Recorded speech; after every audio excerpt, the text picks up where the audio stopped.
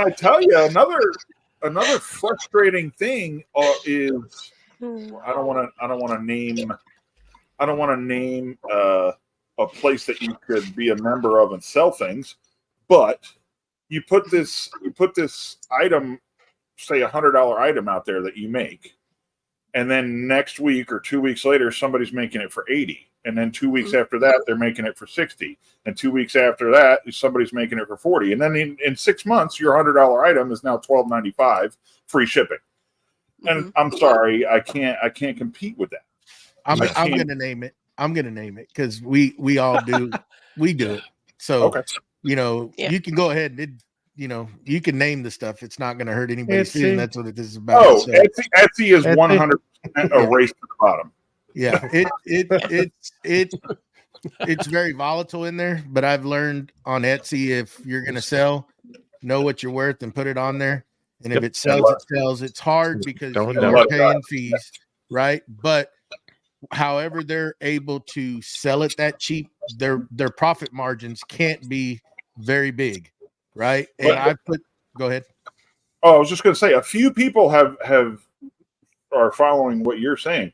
For example, Two Moose Design, Jeff and Jess, they are killing it, but they know what they're worth, and they're not going to come off their price. Their prices are 10 times higher sometimes than their competitive, foreign brought in made stuff. And they're just like, if you're not going to buy our stuff, you're not our client. That's okay. Yeah, exactly. Go somewhere else. And that's great if you've got enough volume. I would like to get to that volume to where I could be, hey, you're not my client. That's okay. Yeah. And I got to be careful too, because I don't do this full time, right? So I can afford to sit on some stuff more than people like yourself that are doing it full time. It's a struggle. You're trying to make money.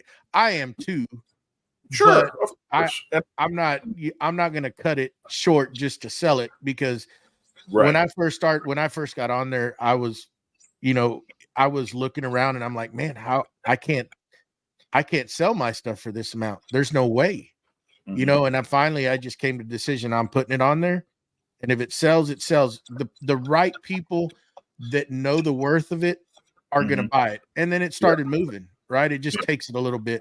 And the people that know what it's worth, they're going to be your customer. They're going to come on there and buy it, right? And, you have the tire kickers, per se, that are not. They're looking for that bargain, but you, just like they say, you get what you pay for. Yep. Yeah, I get a lot of people that'll come in and favorite the shop or favorite an item or something like that. And I'm like, okay, why do that and not circle back around? Yeah, and I have an Etsy shop. It's not very active right now, and I don't want to heap up on people that are successful and having fun and doing, I'm not trying to bash it. It's just, like you said, Joey, I'm not 100% in the wood shop yet. That's our goal.